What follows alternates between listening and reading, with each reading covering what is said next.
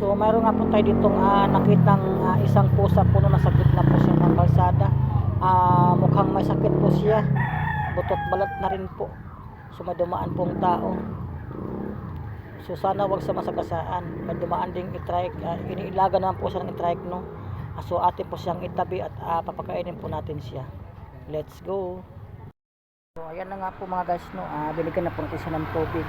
Sige na, kain na doon. Mamaya na. Punta ka na doon. So ulam po niya ay isda po, no. Sobra na po niyang payat. Kasi nga mayroon po siyang sakit. Sige na, kain na.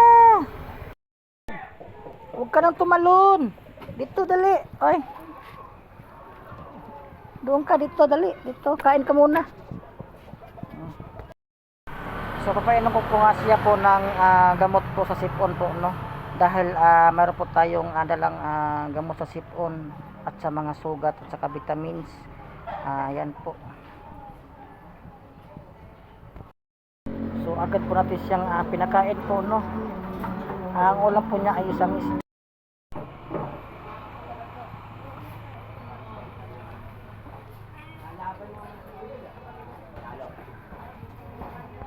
So ayan na nga po, no, nakahanda na po yung kanyang gamot kasi nga po meron siyang ubo at saka sipon.